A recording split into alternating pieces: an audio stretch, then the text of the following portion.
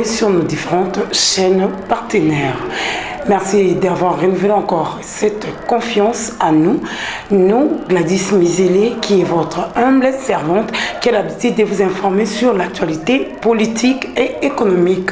Aujourd'hui, je reçois pour vous quelqu'un qui est vraiment très important, c'était par vos demandes, Maître Selemani, qui va vous expliquer qui est Maître Selemani, bien que vous le connaissez, mais j'aurais bien souhaité qu'il lui-même puisse faire la présentation pour mieux lui connaître, que moi-même, je puisse le faire à sa place. Bonjour Maître. Bonjour Madame. Vous êtes devant nos caméras, si vous pouvez vous présenter à ceux qui vous suivent. Je me présente, je m'appelle Maître Kizito Selemani, je suis avocat, mais actuellement je suis aussi un homme politique. Le travail que nous exerçons maintenant, là, c'est un travail purement politique. Voilà, un travail purement politique, vous le faites pour le compte de... En fait, je le fais tout d'abord pour le compte des peuples congolais, parce que pour le compte de notre nation, qui est la nation congolaise tout entière, parce que si je dis ceci, il peut y avoir des opinions qui peuvent m'être propres. C'est la raison pour laquelle je préfère d'abord parler plus au nom du peuple congolais. Voilà, au nom du peuple congolais, c'est la raison pour laquelle que nous avons tendu nos micros et notre caméra devant vous. On voulait savoir parce qu'il y a une actualité qui est en train de faire vraiment la rage en République démocratique du Congo, s'il faut dire cela, l'affaire de la congolité. Je ne sais pas, Maître, de votre côté, en tant que citoyen dans ces pays, comment est-ce que vous avez reçu ces messages de congolité? Madame, je crois que notre pays a beaucoup à faire et le peuple est en train d'attendre, n'est-ce pas, l'amélioration de ses vécus quotidiens. C'est sans savoir que l'état des sièges jusque-là, ça ne nous a pas encore apporté la solution, soit les résultats que nous attendons. Mais, bien moi, on ne peut pas refuser à un Congolais de pouvoir penser. Il a mis ses opinions, donc là je parle de Wele Tiani, parce que c'est lui qu'il s'agit, et parce que celui qui nous a mis dans ce débat qui fait l'actualité aujourd'hui, débat des congolités. Écoutez madame, je crois que nous avons souffert dans ce pays. Et notre pays, la RDC, a été morcelée. À l'époque, moi j'étais à l'Est. Je sais comment, nous, de ces côtés-là, nous étions avec la RCD Goma. Vous venez vers l'Équateur, c'était avec Jean-Pierre Bemba. Et que de ces côtés ici, c'était Joseph Kabila. Et c'était difficile pour que ce pays recouvre, n'est-ce pas, la configuration actuelle. C'était par des consensus, raison pour laquelle ce consensus-là nous a amené à une disposition, nous a amené, n'est-ce pas, au référendum qui a abouti à la constitution actuelle. Et dans cette constitution, la constitution elle est claire. Elle est claire. D'abord, la proposition de loi des Congolités, il y a des cacophonies là-bas, et qui, parfois, qui soit Tiani, et qui soit aussi l'autre là, l'honorable Tingi Pouloulou, oui. Il nous explique pas bien, parce que tantôt on parle de Congolais d'origine, tantôt on parle de père et de mère, et comme quelqu'un qui a fait un travail, il n'arrive pas à expliquer comme il faut son travail, et ça nous emballe, et ça nous amène dans une cacophonie qui ne dit pas son nom. Alors, est-ce qu'actuellement, on peut parler de la congolité, parce qu'on parlait des postes de souveraineté, qui, selon lui, les gens qui doivent exercer ces postes doivent être des pères et des mères congolais. Alors, dans ces cas, on se pose d'abord la question, est-ce que cette proposition de loi est opportune? Actuellement, nous avons besoin de cela. Et pourquoi ça vient tout justement lorsque on attend vers les élections, n'est-ce pas, de 2023? Est-ce que ça vise quoi? Ce n'est pas l'exclusion des autres Congolais. Et lorsque nous nous attelons par rapport à la loi, et nous avons la loi mère. Il s'agit de la Constitution de la République démocratique du Congo. À son article 72, la Constitution énumère des conditions pour briguer, n'est-ce pas, le mandat à la législature suprême. Et parmi ces conditions-là, si vous pouvez me permettre de les lire, il y a tout d'abord la première condition, on dit que vous devez posséder des nationalités congolaises d'origine. C'était congolaise d'origine. Tout à fait. Alors, ça c'est la première condition. Alors, si on se pose maintenant la question de comprendre qui est congolais d'origine, et là, ça nous amène à la loi du 2004 relative à la nationalité congolaise. Comment on peut acquérir la nationalité congolaise dans notre pays. Et là, la loi dit ceci. Vous pouvez être congolais d'origine lorsque vous êtes né de père et de mère congolais. Qui se retrouvent, votre père et mère, se retrouvent parmi les ethnies, ou soit les tribus qui composent aujourd'hui la RDC. Je donne exemple, je suis Moussa, moi père, je me marie avec une femme du Koussou, vous comprenez. À ce moment-là, nous faisons des enfants. Ces enfants-là, issus de ce mariage, ils sont congolais d'origine. Ça, c'est le premier volet. Ça ne se limite pas là-bas. Il y a aussi le deuxième volet, que la loi dit ceci. Lorsque vous êtes une dame, comme vous êtes là, congolaise, ça peut arriver parce que la loi vous donne l'autorisation de vous marier avec l'homme de votre choix. Vous pouvez contacter un mariage avec un Malien et que vous faites les enfants. Prenons l'exemple ici dans notre pays. Les enfants qui sont nés ici, automatiquement, ils sont congolais d'origine. À moins que, dans leur âge adulte, qu'ils puissent soit révoquer, renoncer à cette nationalité ou la maintenir. Vous comprenez? Et aussi, cet enfant-là, qui vient de naître entre un père, soit congolais, et une mère brazzavilloise, et dans le sol congolais, cet enfant est congolais d'origine. Cet enfant-là, selon la Constitution, on lui donne le droit, n'est-ce pas, de briguer ce poste-là de magistrature suprême. Alors, autre enfant, lorsque vous êtes ougandais, par exemple, et que vous étiez enceinte pendant que vous avez embarqué dans le navire Bata Pavillon congolais, et qu'en cours de voyage, vous mettez un enfant, cet enfant-là, il est congolais d'origine, à moins qu'il renonce lorsqu'il sera adulte ou majeur. Alors, selon la Constitution, on fait ceci. Pour briguer ce poste-là de magistrature suprême, vous devez être congolais d'origine.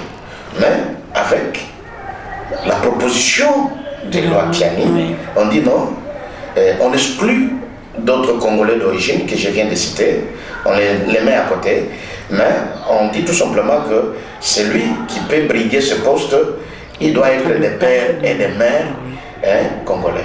Quand je suis en train de parler de tout la loi de 2004, permettez-moi aussi d'indiquer même, n'est-ce pas, les articles, parce que les gens qui nous suivent peuvent, n'est-ce pas, entrer en possession de cette loi pour lire. Alors, ils vont se référer à la loi du 2004 portant la nationalité congolaise, et à ces articles, vous commencez par 6, 7 jusqu'à 9. Quand vous lisez, vous allez voir qui sont les Congolais d'origine.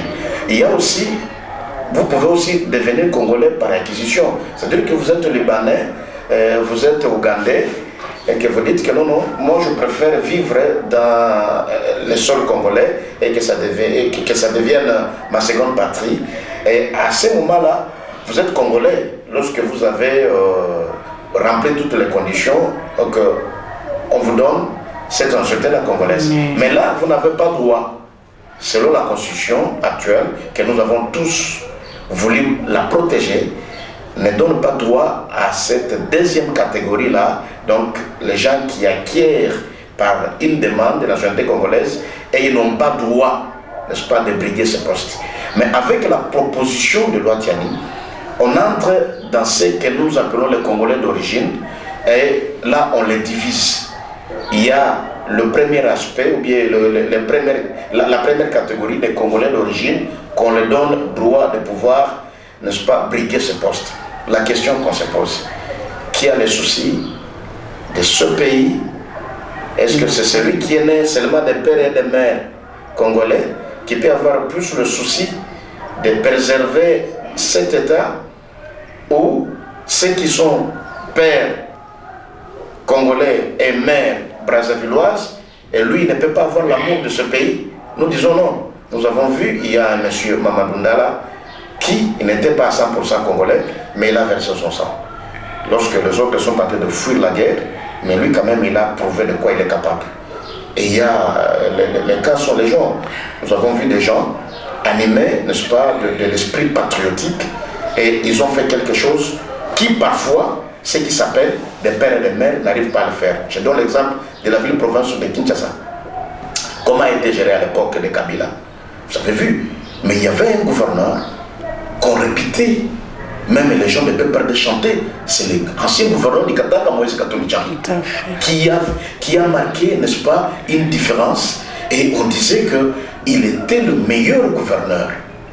Alors, aujourd'hui, si nous pouvons nous permettre de mettre celui qui a géré ville province de Kinshasa et celui qui a géré la province du Katanga, qu'on le met que le peuple juge, à qui on veut jeter, n'est-ce pas, de fleurs, et à qui on ne les jetera pas. Voilà, c'est un débat qui ne pouvait même pas avoir lieu si on a besoin de valeurs. Ici, il s'agit de valeurs. Et les valeurs, ce n'est pas seulement celui qui est des pères et des mères qui peut sauver cette nation. Non. Mais maître, moi j'ai compris ce que vous êtes en train de dire ensemble avec les téléspectateurs. Quelles sont maintenant les mesures que nous devons prendre pour pallier à cette situation? Quelles sont les dispositions curatives qui peuvent nous faire sortir de ces lois anti-Ani qui prend déjà des, je sais pas, de l'envol, qui est déjà dans la tête de tout Congolais?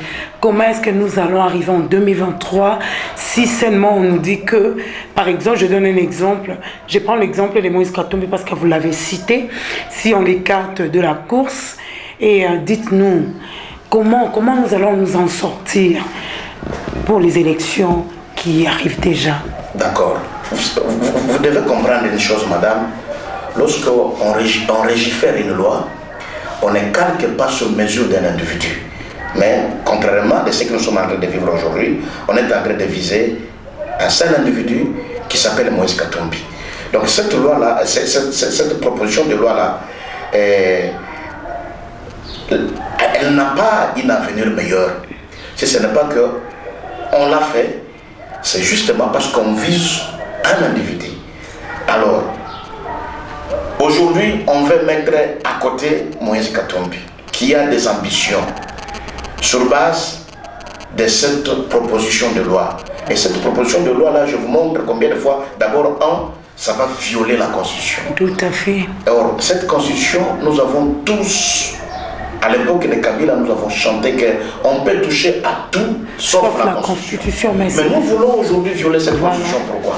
Et qu'est-ce que nous devons faire? La loi, la proposition de loi, lorsque ça ne cadre pas avec la Constitution, ou bien toutes les lois qui sont dans ce pays, lorsque ça ne cadre pas avec la Constitution, elle n'est pas la bienvenue. Vous comprenez? Cette Constitution, je vous dis que nous l'avons votée en référendum, et si on veut réviser certains articles qui sont d'ailleurs des articles verrouillés, on doit faire encore des référendums, rentrer sur le peuple pour leur demander leurs avis. Vous savez que Moïse Katumbi, c'est quelqu'un qui a un monde fou derrière lui. Et les dire tout simplement, carrément comme ça, qu'il ne briguera pas, parce qu'il y a un monsieur, d'ailleurs, Tchani, n'a pas voté cette constitution. Il était, n'est-ce pas, en Europe, là où ils ont choisi leur endroit pour rester. Et nous savons combien de fois que la constitution ici, nous l'avons votée, et que, en le faisant, nous avons préservé autant de vies humaines.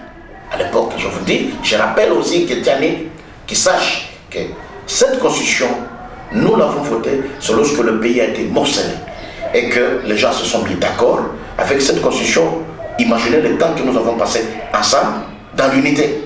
Et ce que lui, il veut nous amener encore en arrière. Là où nous pouvons constater des fissures, n'est-ce pas, d'abord dans la classe politique, et nous ne savons pas là où ça peut nous amener demain ou après-demain. Parce qu'il y aura des fissures, il y aura beaucoup de problèmes, et qu'il y a peut-être les gens qui ne peuvent pas supporter cela. Alors on ne sait pas, les conséquences nous ne les savons pas. Alors c'est comme ça que, étant donné que nous avons déjà fait l'échec dans autant de propositions, vous comprenez? Je vous rappelle, il y a la proposition Sakata et Minaku qui avait fait couler Angle et Salive, mais où était passée? Cette proposition-là, nous avons mis à côté. Pourquoi? Parce que le peuple avait refusé. Et aussi, pourquoi on doit faire de toute façon pour que celle-ci passe? C'est-à-dire, si on la maintient plutôt cette proposition de loi, donc on peut dire qu'il y a l'anguille sur roche, il y a quelqu'un qu'on est en train de viser. Et là, ce n'est pas normal. Donc, ça vient pallier sur quel problème, madame? Dans ce pays, nous avons connu le président. Aujourd'hui, nous avons Félix Tshisekedi, que nous pouvons appeler des pères et des mères. Mais le résultat, c'est quoi? Est-ce que le peuple a déjà trouvé de l'eau? Le peuple a déjà trouvé l'électricité? Est-ce que le peuple, qu'est-ce qu'il a déjà trouvé?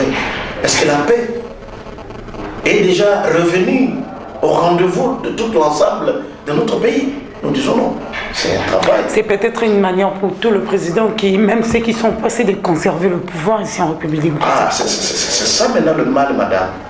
C'est ça le mal. C'est ce que nous avons décrit avec Kabila. Tout à fait. Nous n'allons pas aujourd'hui copier parce que le président Félix nous a prôné un état de droit.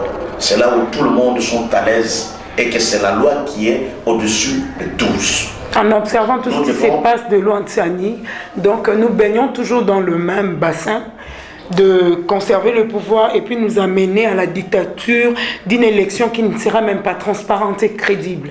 Je ne sais pas, je suis journaliste, je suis apolitique, mais c'est mon point de vue. C'est ce que nous sommes en train de voir avec nos politiciens. Donc aidez-nous, aidez la population qui vous suit, de nous donner vraiment des armes solides qui peuvent nous ouvrir les yeux pour nous faire sortir de cette crise. Madame, nous avons connu, vous savez, comment est-ce qu'on a éliminé Mouzito, qui ne se présente pas aux élections, comment est-ce qu'on a éliminé Moïse Katumbi, comment est-ce qu'on a fait avec Jean-Pierre Bemba. Vous voyez, au lieu de décrisper le climat politique, on a embrouillé ce climat-là jusqu'à ce qu'on a écarté les autres avant que le peuple les juge. Le pouvoir appartient au peuple. Et on doit remettre ce pouvoir au peuple. C'est au peuple de juger qui est meilleur et qui ne l'est pas. Vous ne l'êtes pas être là parce que vous avez le pouvoir. Commencez à faire de propositions de loi de nature à écarter les autres qui sont congolais comme vous. Vous êtes là et cela ne dit pas que vous serez là éternellement. Nous avons décrit avec Kabila. Madame, ce n'est pas ce que nous devons encore recommencer aujourd'hui. Qu'est-ce que le peuple peut faire? Lorsque les lois sont votées, c'est pour la consommation de cette population-là. C'est pour nous, la population. Et est-ce que nous trouvons que cette proposition de loi ne cadre pas avec nos réalités, ne nous amène pas un changement? Alors, carrément et simplement, nous allons faire tel qu'on a déjà fait, je cite, comme nous avons fait avec Sakat. Le peuple avait refusé, et carrément, on a mis à côté. Malheureusement, aujourd'hui, nous sommes en train de décrire, vous savez, avec Jacques Ndala, quelqu'un qui a émis tout simplement ses opinions. Il est aujourd'hui aux arrêts pour 2 ans. Aujourd'hui, là, c'est vrai que je ne me mets pas dans ce dossier-là plus du judiciaire, étant donné que c'est pendante devant la justice, mais je suis en train de voir si c'est comme ça que nous serons maintenant dans l'état de droit. Alors, on risquera de dire que c'est la dictature qui prend la livre. Mais c'est ce qui est en train de se voir. Au lieu et place de l'état de droit tellement inventé. Nous avons besoin d'un état de droit là où il y a la liberté d'expression, que les gens doivent s'exprimer à toute liberté et que le peuple juge. C'est ça notre souci. Au lieu de commencer à écarter les autres dans de plusieurs manières, non, nous n'avons pas besoin de ça. Nous avons déjà vécu ça. Et que même si Kabila l'a fait, aujourd'hui il n'est plus au pouvoir. Et si on peut encore recopier tout ce que Kabila a fait, sachez-le, demain ou après-demain, on ne sera pas éternel dans ce monde. Voilà, on ne sera pas éternel dans ce monde, nous courons derrière le temps. Maître, si vous pouvez nous dire par rapport à vos députés qui continuent à siéger, il y a aussi ceux qui sont au Sénat, et ça nous met aussi à la confusion, la population se pose la question, comment d'un côté ils sont en train de cochonner Moïse Katumbi, ils cherchent à ce que, bon, pas, ils ne cherchent pas, mais on l'a déjà écarté de la course, c'est bien clair avec ces lois Tsani, mais avec vos députés qui siègent, comment est-ce que vous maîtriser la situation? Parce que si déjà l'autorité morale est écartée, je pense que ça ne sert à rien que vos députés aussi continuent à siéger et ils sont toujours dans l'union sacrée. Comment est-ce que vous... Bon, madame, jusque-là, Moïse Katumbi n'est pas écarté à la course. C'est la volonté de Noël Etiani avec celui de Honorable. Bon, en fait, ce sont leurs vouloirs. Hein? Mais jusque-là, cette proposition de loi n'a pas encore passé. Parce que vous voyez, pour que la loi soit loi, c'est d'abord soit une proposition au projet qui doit être présentée devant la plénière, sous-commission, plénière. Et lorsqu'on vote même à l'Assemblée nationale, ça ira aussi à la Chambre haute. Mais pourquoi attendre que ça arrive jusque-là et pourtant que vous pouvez aussi mobiliser vos militants et tout? Madame, c'est ce que nous sommes en train de dire, que on doit laisser que le peuple soit souverain. Voilà. Vous comprenez? Lorsque vous proposez quelque chose que le peuple n'est pas d'accord avec cela, alors il faut laisser et penser à autre chose. Je vous avais dit ici, nous avons besoin d'eau. Je viens du Tchangou, si vous voyez la route qui mène vers Mokali, et dans l'état de délabrement très avancé. Vous allez même la route vers Sikomaf. Donc, presque détruite. Mais c'est ce que nous avons besoin. On n'a pas besoin aujourd'hui de congolité. Nous avons besoin, n'est-ce pas, des actions concrètes qui disent qu'aujourd'hui, les kilos, je ne sais pas si vous êtes des mamans qui vont au marché, je ne sais pas sur le prix des... Les poulets coûtent déjà 7500. C'est déjà descendu. 7500, non, c'est à 7500, c'est exorbitant. Ok, alors c'est ça, c'est ce qu'on doit juger. Ce n'est pas par rapport à la congolité, là où on va vous applaudir. Mais on va vous applaudir lorsque vous fournissez, n'est-ce pas, de moyens convaincants et qui va mettre le peuple à l'aise. Et vous n'aurez même pas beaucoup crié. Parce que les actes que vous aurez à poser, ces actes-là vont vous justifier en 2023. Mais si vous ne les faites pas, sachez-le bien, même un mouche qui peut venir risquera de vous surprendre. Vous comprenez? On n'a pas cru aux élections passées que Martin Fayulu pouvait, à son temps, qui n'avait pas un grand parti politique, battre les records qu'il avait fait. Vous comprenez? Et qu'aujourd'hui, on ne sait pas, peut-être, on peut aujourd'hui penser que c'est seulement Moïse Katumbi. Mais lorsque le peuple en a marre, quelqu'un peut surgir de l'autre côté, et à ce moment-là, quelqu'un que vous ne pouvez même pas penser qu'il peut faire quelque chose, il peut avoir le soutien de tout le monde, et ça sera mal. Si vous dribblez, ça je peux clôturer, si vous pensez que vous pouvez dribbler, faites attention, parce qu'à ce moment-là, vous risquerez de vous dribbler vous-même, en laissant le ballon entre vos jambes, et que quelqu'un d'autre pourra venir récupérer ça et faire mal de votre équipe. Donc voilà, merci beaucoup Maître d'avoir répondu à notre invitation sur nos différentes chaînes partenaires. C'est ici que nous mettons un terme à cette émission. Merci à vous qui nous avez suivis. Faites-nous toujours confiance et restez branchés sur nos antennes. Vous ne serez pas dessus. Nous allons vous apporter l'actualité à l'heure. Merci à toi Djebon qui était derrière cette caméra. Je remercie encore une fois de plus Maître Séléman Kizito qui nous a vraiment répondu positivement. Au revoir, retrouvons-nous la semaine prochaine. Bye.